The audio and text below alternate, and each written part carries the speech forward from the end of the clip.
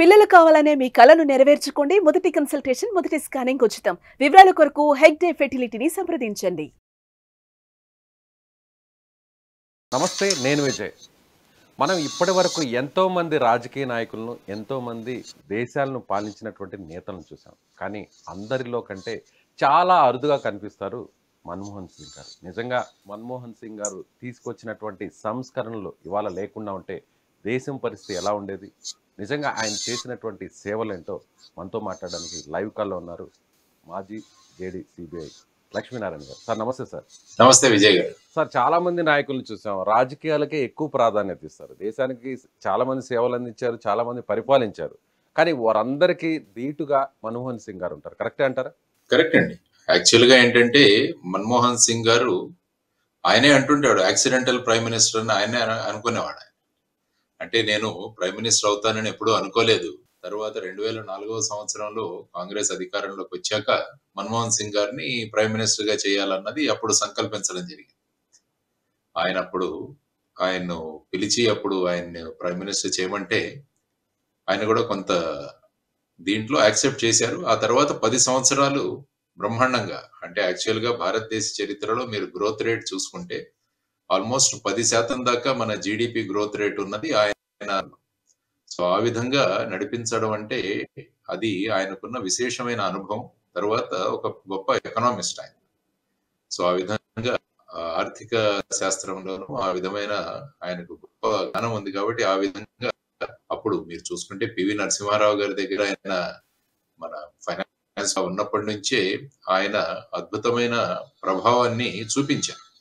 అందువల్ల ఏంటంటే ఇంటర్నేషనల్ లెవెల్లో కూడా ఆయన ఖ్యాతి చాలా గొప్పది. అందుకనే ఒకసారి బరాక్ ఒబామా గారు ఒకసారి మాట్లాడుతూ అన్నారు, ఈ ప్రైమ్ మినిస్టర్ మాట్లాడితే ప్రపంచం వింటుంది అన్నాడు బరాక్ ఒబామా గారు మన్మోహన్ సింగ్ గారి గురించి. చాలా మంది ఈయన మాట్లాడడు, మౌని, ఈయన ఏమి మాట్లాడు అంటుంటారు. కానీ ఆయన యాక్చువల్ గా ఏ సందర్భాల్లో మాట్లాడాలో ఆ సందర్భాల్లో స్పష్టంగా ఆయన మాట్లాడి ఆయనకంటూ ఒక విశేషమైన కీర్తిని, తర్వాత విశేషమైన స్థానాన్ని ఆయన పొందారనమాట.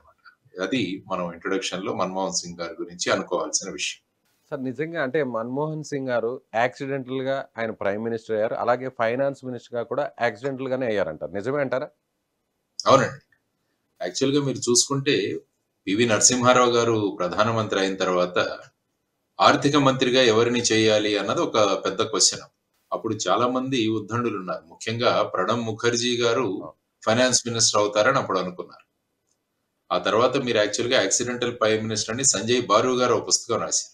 అందులో ఈ విషయాల గురించి ఆయన ఉల్లేఖిస్తారు. ఈవెన్ చిదంబరం గారు కూడా ఆయన ఆ దిశగా వెళతారేమో అన్నది ఒక చర్చ జరిగింది. కానీ అప్పుడు ప్రైమ్ మినిస్టర్ దగ్గర పిసి అలెగ్జాండర్ గారు ఆయన చీఫ్ అడ్వైజర్ గా ఉండేవారు.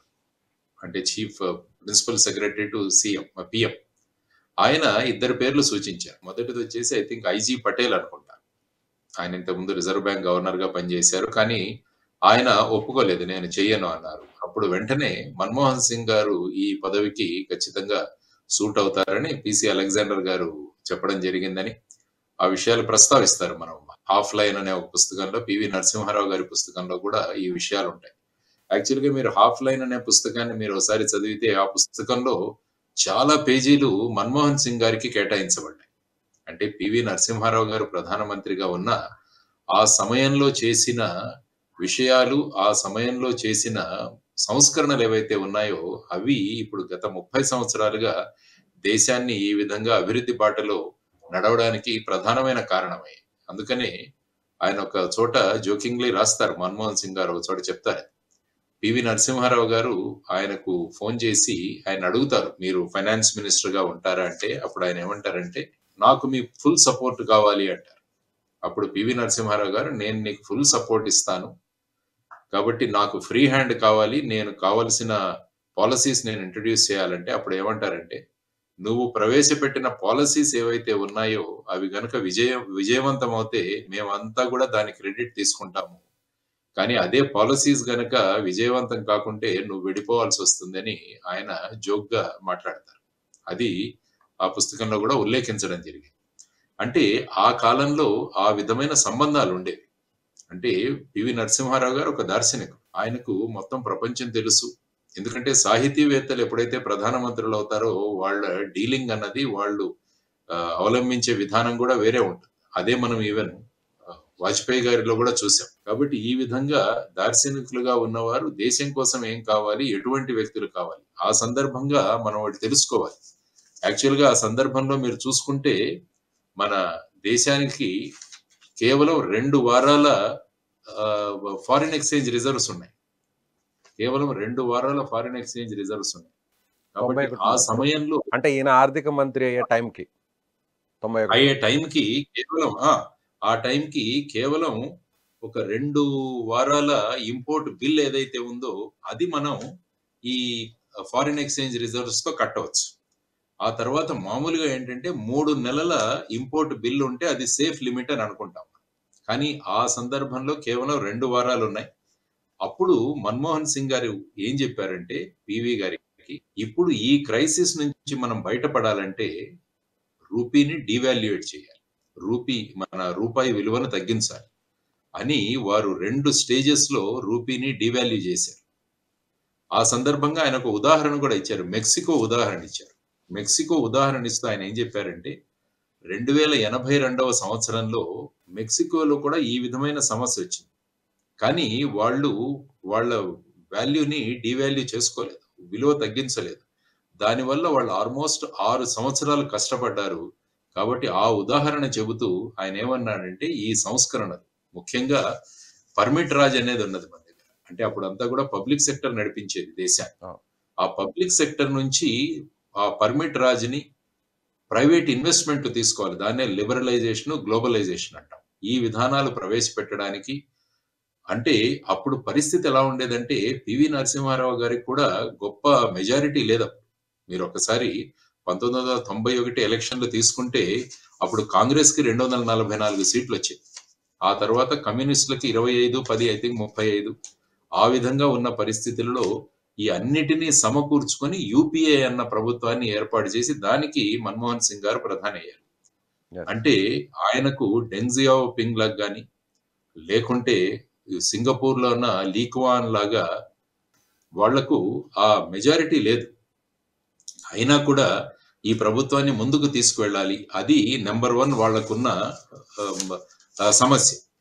రెండవ ముఖ్యమైన సమస్య వచ్చేసి ఏంటంటే క్యాబినెట్ కొలీగ్స్ ఎవరైతే ఉన్నారో, చాలా పెద్దలు క్యాబినెట్ కొలీగ్స్ కూడా ఉండిన్నారు, వారు కూడా హేమాహేమీలు.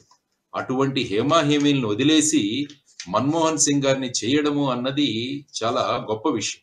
అసలు రాజకీయాల్లో ఎక్కడ కూడా ప్రత్యక్ష సంబంధాలు లేనటువంటి వ్యక్తి, అంతే కదా సార్? అవును. అందువల్ల ఏంటంటే మొదటిది వచ్చేసి నరసింహారావు గారికి తగినంత మెజారిటీ లేదు. ఆ విధంగా నేను చెప్పినట్టు డెంగ్ జియాఓపింగ్ చైనా గానీ, లీ క్వాన్ సింగపూర్ గానీ ఆ విధమైన పరిస్థితి లేదు. రెండవది వచ్చేసి బాంబే క్లబ్ అన్నది ఒకటి ప్రధానంగా దేశంలోని ఆర్థిక ధోరణులను నిర్ణయిస్తుంది. ఎందుకంటే మన దేశానికి ఫైనాన్షియల్ క్యాపిటల్ బాంబే. అక్కడ చాలా మంది ఇండస్ట్రియలిస్టులు వీళ్ళందరూ కలిసి బాంబే క్లబ్ అని ఉంటుంది.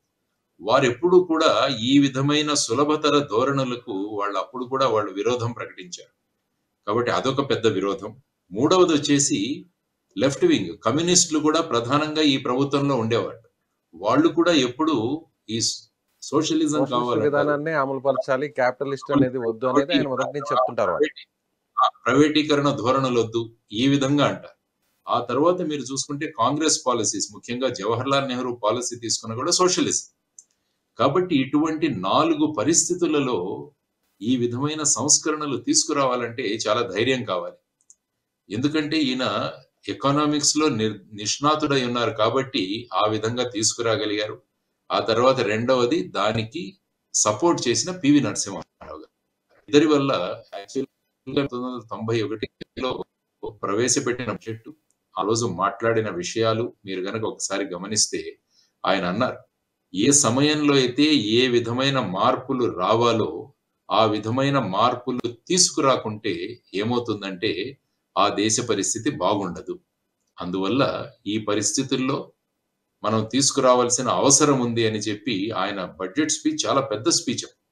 వీటన్నిటినీ చెప్పి ఫైనల్ గా ఆయన ఈ లిబరలైజేషన్, గ్లోబలైజేషన్, తర్వాత ఆర్థిక సరళీకరణ, ఫారిన్ ఇన్వెస్ట్మెంట్లు, ఆ తర్వాత ముఖ్యంగా మీరు తీసుకుంటే ఇన్సూరెన్స్ సెక్టర్‌లో ఫారిన్ కాంట్రిబ్యూషన్ తీసుకురావడం కూడా చాలా ఆయన ప్రైమ్ మినిస్టర్‌గా ఉన్నప్పుడు చేశారది. అప్పుడు కూడా లెఫ్ట్ సపోర్ట్ ఉన్నా కూడా ఆయన చేయగలిగారు. సో, ఇవన్నీ తీసుకుంటే ఆయన ఒక ఆర్థిక మంత్రిగా, ఆ తర్వాత ప్రధానమంత్రిగా ఆయన తీసుకున్న నిర్ణయాలు ఏవైతే ఉన్నాయో అవి ఇప్పటికీ కూడా దేశాన్ని ఇప్పుడు అనుకుంటున్నాం కదా మనం 5వ స్థానంలో ఉన్న ఎకానమీ త్వరలో అవును. 3వ సరే. స్థానానికి వెళ్తుంది. 5 ట్రిలియన్ ఎకానమీ దిశగా వెడుతున్నాను. ఆ సంస్కరణల నాంది అన్నది మన్మోహన్ సింగ్ గారు ఫైనాన్స్ మినిస్టర్‌గా ఉండి, తరువాత వారు ప్రధానమంత్రిగా ఉన్న సమయంలో ఇచ్చిన ఆ మొమెంటం ఏదైతే ఉందో దానివల్ల ముందుకెళ్ళారు. Thank you sir. Thank you so much. Lakshminarayana గారు మాతో పాటు లైవ్ కాల్‌లో జాయిన్ అయినందుకు చాలా చక్కగా మన్మోహన్ సింగ్ గారి గురించి చెప్పారు. Thank you.